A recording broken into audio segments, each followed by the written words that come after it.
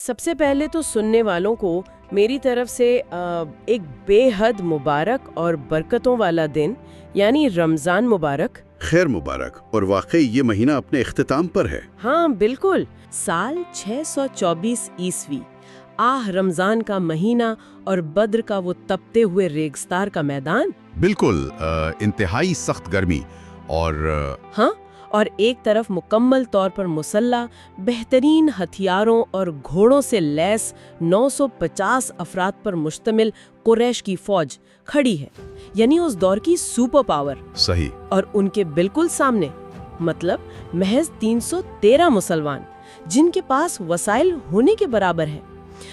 मैदान में सिर्फ एक निदा गूंज रही है, अहदुन अहद। वाकई कागज पर देखा जाए तो ये टकराव शुरू होने से पहले ही खत्म हो जाना चाहिए था। बिल्कुल खत्म हो जाना चाहिए था। मादी ताकत का पलड़ा इतना भारी था, तो इस गहरी गुफ्तगू, इस तहकीक का मकसद ही इस अजीम तारीखी लम्हे का तफसीली तज्जिया करना है, जहां इंसाफ ने जुल्म का सामना किया। तो चलिए इसको तफसील से समझते हैं।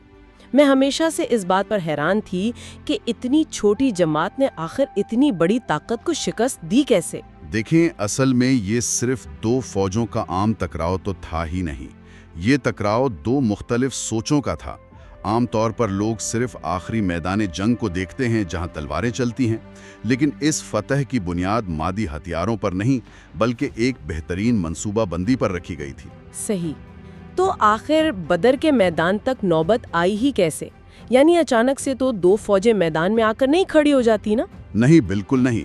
इस सवाल का जवाब जानने के लिए हमें मदीना में क़याम होने वाले नए मुखाबराती के निज़ाम यानी इंटेलिजेंस सिस्टम को समझना होगा। रियासत क़याम होने के बाद जो पहला बड़ा कदम उठाया गया था, वो एक बेहतरीन इंटेलिजेंस सिस्टम बनाना था। अच्छा, मतलब इतनी जल्दी उन्होंने इंटेलिजेंस नेटवर्क बना लिया था? हाँ बिल्कुल। और हिजरत के दूसरे साल इस नेटवर्क के जरिए एक बहुत बड़ी खबर आई। खबर ये थी कि अबू सुफियान एक बहुत बड़ा और कीमती तिजारती काफिला मक्का लेकर जा रहा है। और इस काफिले में दरअसल था क्या? क्योंकि इसमें वो सारा सामान और सरमाया शामिल था जो मुसलमानों ने मक्का से निकलते वक्त मजबूरन वहाँ छोड़ा था, है ना? बिल्कुल सही पकड़ा आपने। कुरैश ने उस सामान पर जबरन कब्जा कर लिया था। तो ये दुश्मन की माशी ताकत को तोड़ने और अपने हक की वापसी का मामला था। अगर इसे आज के दौर के हिसाब से देखें तो ये एक किस्म का इंटेलिजेंस ऑपरेशन या एसेट रिकवरी मालूम होता है। मेरा मतलब है, जब दुश्मन आपके ही वसाइल को आपके खिलाफ हथियार के तौर पर इस्तेमाल करने जा रहा हो, तो ऐसी जवाबी कार्रवाई वक्त की अहम तरीन ज़रूरत नहीं बन जाती? असल में यहाँ सबसे दिलचस्प बात यह है कि आप इखलाकियत का फ़र्क देखें। जब पैगंबर इस्लाम ने हिजरत की थी तो उन्होंने हज़रत अली को मक्का क्यों छोड़ा था? अमानतें वापस करने के लिए। ये तो एग्जैक्टली ताकि दुश्मनों की अमानतें उन्हें वापस की जा सकें। एक तरफ आप उन दुश्मनों की अमानतें वापस कर रहे हैं जो आपकी जान के दुश्मन हैं, और दूसरी तरफ वो हैं जो आपका सामान जब्त करके उसे अपनी मादी ताकत बना रहे हैं। ये तो वाकई इंसाफ और इखलाकियात का एक बहुत बड़ा तजाद है। लेकिन जब अपना हक वापस लेने का फैसला हो गया तो मुसलमानों के लश्कर की हालत और उनका जज्बा कैसा था? वसाइल की इतनी कमी थी, फिर भी लोग इस सफ़र में क्यों शामिल होना चाहते थे? जज्बा इस दर्जे का था कि सहाबा में इस सफ़र पर जाने के लिए बाप और बेटों के दरमियान कुर्रा अंदाजी यानी ड्राइंग लॉट्स की गई। हर कोई जाना चाहता था। हैरत अंगेज़।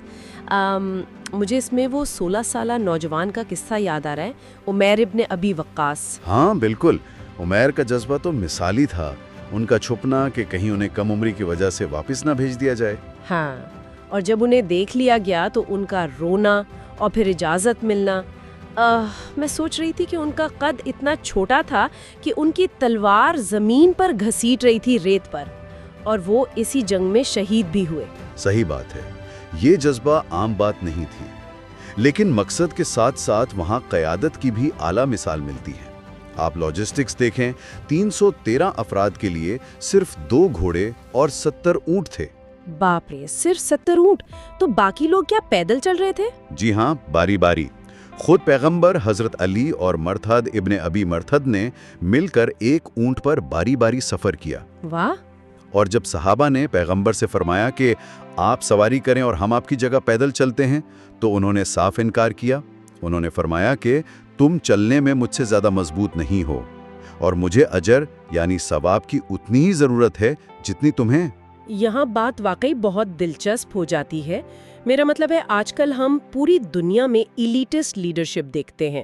آج کل کے رہنما تو عوام سے بالکل الگ تھلگ رہتے ہیں، بلٹ پروف گاڑیوں میں، جبکہ یہاں مقام ولایت پر فیض ہستی عام لوگوں کے ساتھ مٹی اور دھوپ میں پیدل سفر کر رہی ہے۔ اور اس کے بعد جب انہوں نے اپنے اس بھوکے ننگے پاؤں اور بغیر سواری والے لشکر کے لیے دعا کی نا، تو انہیں مادی کمزوری کا پورا احساس تھا، پر ان کا ایمان ان کی اصل طاقت تھا۔ صحیح، لیکن ایک عام فہم گمان یہ بھی ہوتا ہے کہ جہاں بس جذبہ ہو وہاں لوگ کہتے ہیں منصوبہ بندی کی ضرورت نہیں، بس دعا کی اور نکل پڑے۔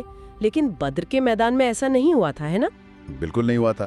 ابو سفیان نے تو اپنا قافلہ بچا لیا تھا، اور اس نے ابو جہل کو واپس جانے کا پیغام بھی بھیجا کہ ہم بچ گئے۔ اچھا، تو وہ واپس کیوں نہیں گیا پھر اگر قافلہ بچ گیا تھا؟ بس وہی غرور اور ضد۔ ابو جہل نے کہا ہم 3 دن بدر میں رکیں گے، اونٹ ذبح کریں گے، جشن منائیں گے تاکہ پورا عرب ہم سے ڈرے۔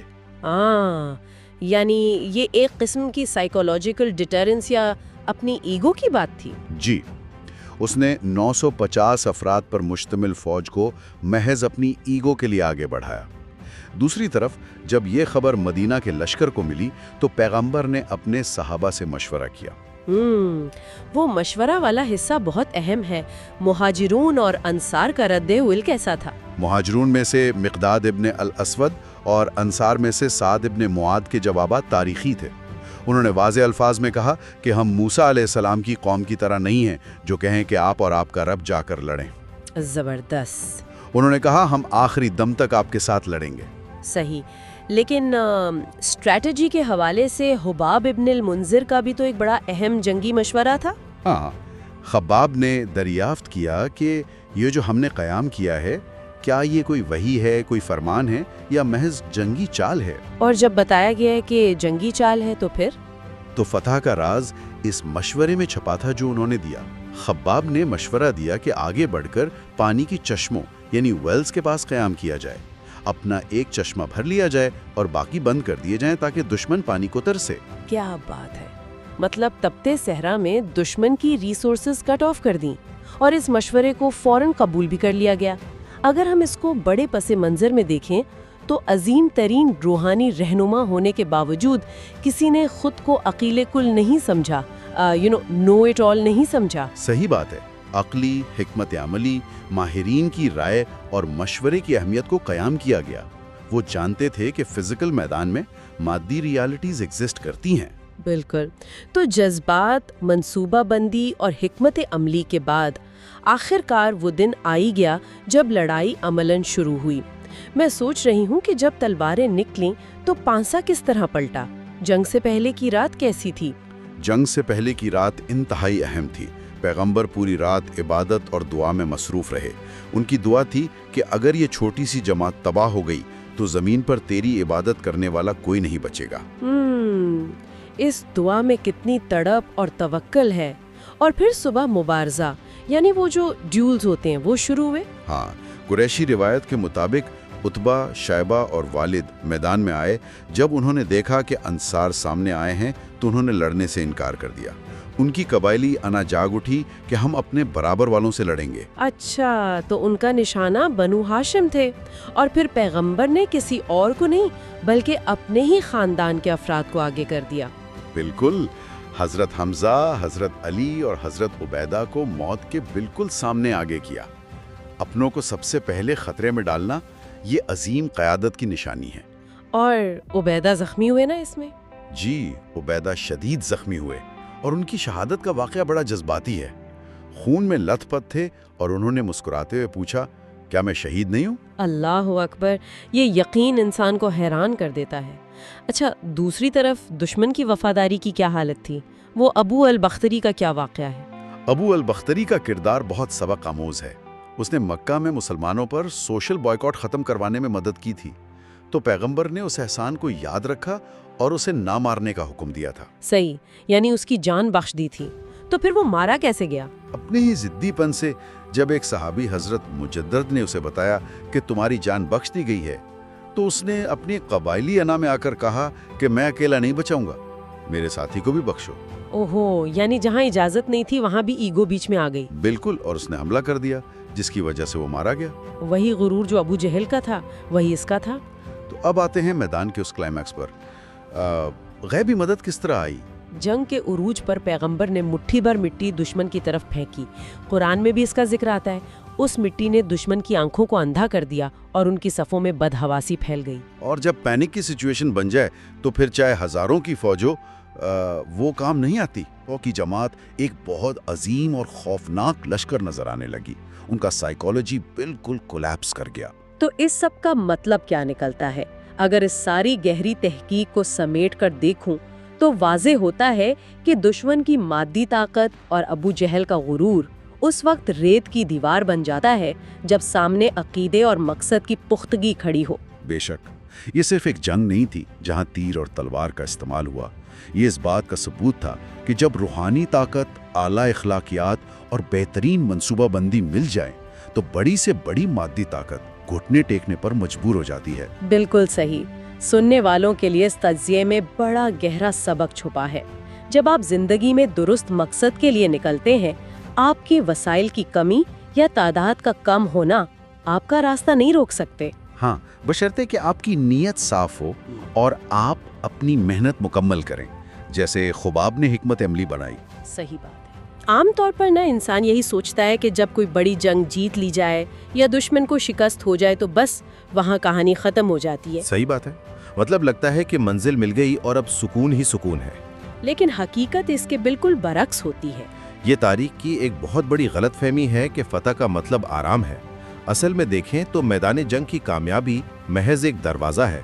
एक ऐसा दरवाज़ा जो आपको एक बहुत बड़ी और कहीं ज्यादा खतरनाक दुनिया में धकेल देता है। बिल्कुल, जहां आपको बिखरे हुए मुआशरे को जोड़ना होता है, नई रियासत की बुनियादें रखनी होती हैं और सबसे बढ़कर ये साबित करना होता है कि आप इस ताकत के अहल हैं। बद्र की फतह के फौरन बाद के हालात। वैसे ये कोई आम रिवायती जंगी दास्तान नहीं है। ये इस बात की खोज है कि एक अजीम क़यादत कैसे बैक वक्त रियासती तामीर, अंदरूनी गद्दारियों और इंतहाई दिलखराश ज़ाती गम का सामना करती है। सुनने वालों के लिए ये जानना ज़रूरी है कि असल इम्तिहान ताकत का मिलना नहीं, उस ताकत को संभालना होता है। सही। तो मुझे लगता है इस दौर को समझने के लिए हमें सबसे पहले इस फतह के फौरी असरात को देखना होगा, यानी इस जंग के सबसे बड़े दुश्मन के अंजाम को। बिल्कुल।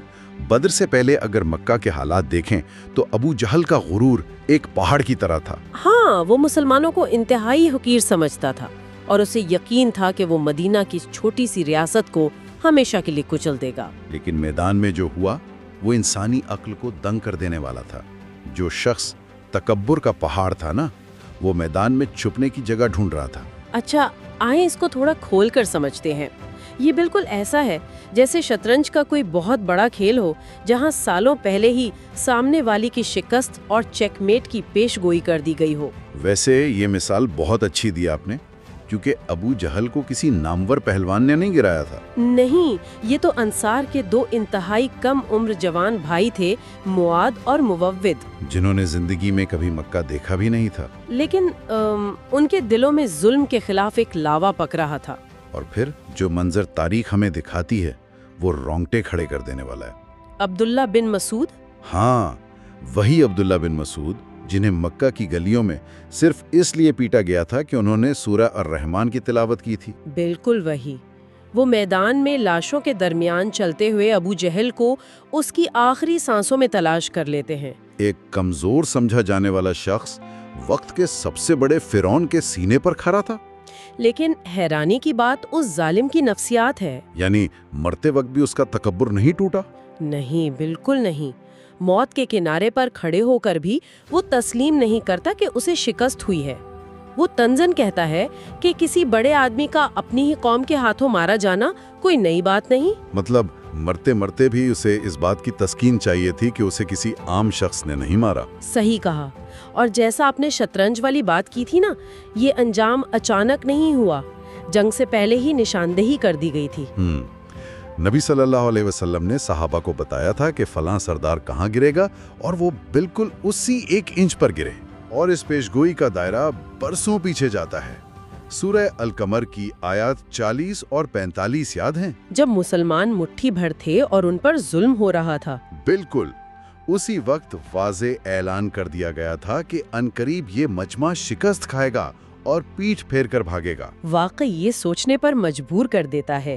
خیر، سردار مارے گئے اور دشمن بھاگ کھڑے ہوئے، 70 دشمن مارے گئے اور 70 قید ہوئے۔ اور یہاں سے ایک نیا مسئلہ شروع ہوتا ہے، ایک ریاست کے سربراہ کے طور پر ان قیدیوں کا کیا کیا جائے؟ دیکھیں، اس وقت کے حساب سے تو یا انہیں قتل کر دیا جاتا یا غلام بنا کر بیچ دیا جاتا۔ لیکن مدینہ کی اس نئی ریاست کا مقصد صرف خون ریزی تو نہیں تھا نا، انہیں ایک نیا معاشرہ تعمیر کرنا تھا۔ تو جو فیصلہ ہوا وہ بڑا دلچسپ تھا، فدیہ دو یا پھر جو پڑھے لکھے ہیں وہ مدینہ کے 10 بچوں کو لکھنا پڑھنا سکھا دیں تو آزاد ہیں۔ یہاں سب سے حیران کن بات یہ ہے کہ 7ویں صدی کے اس قبائلی ماحول میں تعلیم کو سونے اور چاندی سے زیادہ اہمیت دی گئی، جبکہ ریاست کو پیسوں کی، زرہوں اور تلواروں کی سخت ضرورت تھی۔ یہی تو عظیم قیادت کی نشانی ہے۔ انہیں معلوم تھا کہ ریاستیں صرف ہتھیاروں سے نہیں چلتی، انہیں چلانے کے لیے علم اور شعور چاہیے۔ ان بچوں نے ہی آگے چل کر ریاست کا نظام سنبھالا۔ صحیح بات ہے، قلم اور تلوار کا موازنہ۔ ویسے ان قیدیوں میں ایک بہت اہم کردار ان کے چچا عباس کا بھی تھا۔ ہاں، جب عباس سے فدیہ مانگا گیا تو انہوں نے کہا کہ وہ تو غریب ہیں، ان کے پاس پیسے نہیں ہیں۔ پھر وہاں ایک عجیب معجزہ ہوا۔ نبی صلی اللہ علیہ وسلم نے ان سے پوچھا، وہ سونا کہاں ہے جو آپ نے مکہ سے نکلتے وقت چھپکے سے اپنی بیوی ام فضل کو دیا تھا؟ یہ سن کر تو کسی کی بھی دنیا ہل جائے، مطلب رات کے اندھیرے میں میاں بیوی کی خفیہ بات، اور وہ بات سینکڑوں میل دور مدینہ میں بتا دی جائے۔ اسی وقت عباس کو یقین ہو گیا کہ یہ رابطہ براہ راست آسمان سے ہے، اور انہوں نے خاموشی سے اسلام قبول کر لیا، جو بعد میں مکہ میں مسلمانوں کے لیے ایک بڑا اہم مقام ثابت ہوا۔ اچھا، ایک اور قیدی تھے سہیل بن عمرو۔ ہاں، قریش کے بہت مشہور مقرر، ان کی زبان مسلمانوں کے خلاف بہت چلتی تھی۔ حضرت عمر کا تو غصہ عروج پر تھا، وہ چاہتے تھے کہ سہیل کے آگے کے دانت نکال دیے جائیں تاکہ وہ کبھی تقریر نہ کر سکے۔ فوجی نقطہ نظر سے تو بالکل ٹھیک حفاظتی قدم تھا، لیکن وہاں انہیں روکا گیا اور فرمایا گیا کہ انہیں چھوڑ دو، کیا خبر کل یہ کوئی ایسی بات کریں جس سے تم خوش ہو جاؤ۔ اور تاریخ نے اس دور اندیشی کو سچ ثابت کیا۔ جب نبی صلی اللہ علیہ وسلم کا پردہ فرمانے کا وقت آیا اور لوگوں میں بے چینی پھیل گئی، تب اسی سہیل بن عمرو نے مکہ میں کھڑے ہو کر ایسی تقریر کی جس نے لوگوں کو بکھرنے سے بچا لیا۔ تب حضرت عمر کو سمجھ آیا کہ وہ دانت کیوں سلامت رکھے گئے تھے۔ واقعی، لیکن دیکھیں، ایک طرف تو یہ فتح کا جشن اور دانش مندی تھی، دشمن تباہ ہو رہے تھے، جیسے ابو لہب مکہ میں صدمے اور بیماری سے مر گیا۔ ہاں، لیکن دوسری طرف ایک انتہائی گہرا اور تکلیف دہ ذاتی غم بھی منتظر تھا۔ بدر سے واپسی پر مدینہ پہنچتے ہی انہیں اپنی بیٹی حضرت رقیہ کے انتقال کی خبر ملی، اور سب سے بڑھ کر یہ کہ وہ بدر کی وجہ سے اپنی بیٹی کے آخری وقت میں ان کے پاس موجود بھی نہیں تھے۔ یہ بوجھ کتنا بھاری ہوتا ہے۔ اور اگر پچھلے واقعات دیکھیں تو یہ کوئی پہلا دکھ نہیں تھا۔ پہلے بیٹے قاسم اور عبداللہ کا انتقال ہوا، پھر ان کی بیٹی زینب جنہیں مکہ والوں نے اونٹ سے گرایا تھا، جس کے نتیجے میں ان کا حمل ضائع ہوا اور سالوں بعد وہ بھی انتقال کر گئیں۔ کل ملا کر اپنی زندگی میں انہوں نے اپنے 6 بچوں کی وفات کا دکھ دیکھا۔ 6 بچے، ایک بچے کا دکھ انسان کو توڑ دیتا ہے، لیکن اس سب کے باوجود مسکرانا، قوم کو امید دلانا، رب پر توکل رکھنا۔ انسان حیران رہ جاتا ہے کہ اتنے بھاری ذاتی غم کے باوجود انہوں نے ریاستی اور معاشرتی ذمہ داریوں میں کمی نہیں آنے دی۔ تو یہاں ایک سوال پیدا ہوتا ہے، کیا ایک عظیم قیادت کی نشانی یہی نہیں ہوتی کہ وہ اپنے ذاتی غم کو قوم کے مسائل اور امید پر حاوی نہ ہونے دے؟ سننے والوں کو یہاں قیادت کی اس بھاری قیمت پر غور کرنا چاہیے۔ بالکل غور کرنا چاہیے، کیونکہ وقت کسی کے دکھ کے لیے رکتا نہیں ہے۔ نئی نسلوں کی تربیت اور تعلیم کا وقت شروع ہو چکا تھا، جیسے حضرت فاطمہ اور حضرت علی کی انتہائی سادگی سے ہونے والی شادی، اور پھر انہی سے حضرت حسن اور حسین جیسے نواسے، جن سے محبت کے واقعات تو پورے عرب معاشرے کے لیے ایک کلچرل شوق تھے۔ ہاں، جیسے خطبہ روک کر انہیں اٹھانا، یا پھر سجدہ لمبا کر دینا جب بچے کھیلتے ہوئے ان کی کمر پر سوار ہو گئے۔ اس وقت کے عرب ماحول میں جہاں بیٹیوں کو دفن کر دیا جاتا تھا، بچوں سے ایسی محبت ایک انقلاب سے کم نہیں تھی۔ اور صرف اپنے بچوں سے نہیں، دوسروں کے بچوں سے بھی۔ انس بن مالک کا واقعہ سب کو یاد ہے، جنہوں نے 10 سال خدمت کی اور کبھی ایک سخت لفظ نہیں سنا۔ اچھا، یہاں آ کر بات واقعی بہت دلچسپ ہو جاتی ہے۔ جب ہم نئی نسل اور تعلیم کی بات کرتے ہیں تو ان کی شادیوں کا ذکر بھی اہم ہے۔ لوگ اکثر افواہوں اور غلط فہمیوں کا شکار ہو جاتے ہیں۔ ہاں، یہ بہت ضروری پوائنٹ ہے۔ 25 سے 50 سال کی عمر تک کا جو بھرپور دور تھا وہ صرف حضرت خدیجہ کے ساتھ گزرا، جو کہ ان سے عمر میں بڑی تھیں اور بیوہ تھیں۔ بعد کی جو شادیاں تھیں وہ دراصل معاشرتی اور تعلیمی ضرورت کے تحت کی گئیں۔ بالکل، دین کا آدھا حصہ ازواج مطہرات کے ذریعے ہی پھیلنا تھا نا۔ حضرت عائشہ کا کردار دیکھ لیں، جنہوں نے پردے کے پیچھے سے صحابہ کو تعلیم دی اور 46 سال تک دین سکھایا۔ اور صرف یہی نہیں، 12 یتیم بچوں کی پرورش بھی وہیں ہو رہی تھی۔ اگر اسے ایک مثال سے سمجھیں تو ان کا گھر صرف ایک گھر نہیں تھا، بلکہ اسلامی تاریخ کی پہلی یونیورسٹی اور اکیڈمی تھی، جہاں آنے والی نسلوں کی اساتذہ تیار ہو رہی تھیں۔ صحیح کہا آپ نے، اور اسی ماحول سے ہمیں ان کے کردار کا ایک عظیم توازن نظر آتا ہے۔ ایک طرف اتنی انتہا کی نرم مزاجی اور شفقت، اور دوسری طرف مدینہ کے اندر اٹھنے والی بغاوتیں اور خطرات۔ مشہور مفکر بدیع الزمان سعید نورسی نے اسی لیے اسے معجزوں کا معجزہ کہا ہے، یعنی با یک وقت رحم اور انصاف، بہادری اور نرم مزاجی کا ایسا اختلاط جو عام انسان میں نہیں ملتا۔ عام انسان یا تو بہت نرم ہوتا ہے یا بہت سخت، لیکن یہاں ہم بنو قانوقہ کی بغاوت کو دیکھتے ہیں، جنہوں نے مدینہ کا معاہدہ توڑ دیا تھا۔ ہاں، وہ بازار والا واقعہ جہاں ایک مسلمان خاتون کے لباس کے ساتھ انہوں نے شرمناک مذاق کیا، اور اس خاتون کو بچانے کے لیے ایک مسلمان نے آواز اٹھائی اور اسے وہاں شہید کر دیا گیا۔ یہ تو سیدھا ریاست کے رٹ کو چیلنج کرنے والی بات تھی، اور اس پر فوری ایکشن بھی لیا گیا۔ اگر ہم اسے بڑے تناظر میں دیکھیں تو بنو قانوقہ کوئی چھوٹا قبیلہ نہیں تھا۔ ان کے پاس 700 لڑاکے تھے اور 300 زرپوش تھے، لیکن نبی صلی اللہ علیہ وآلہ وسلم میں ان کا 15 دن محاصرہ کیا، یعنی سیج کر لیا، اور بالآخر انہیں وہاں سے ہتھیار ڈالنے پر مجبور کیا اور مدینہ سے نکل باہر کیا۔ اس سے یہ ثابت ہوتا ہے کہ تحمل اور نرم مزاجی کا مطلب کمزوری نہیں ہوتا۔ جہاں ظلم ہو اور قانون ٹوٹے، وہاں فوری اور مضبوط کارروائی لازمی ہوتی ہے۔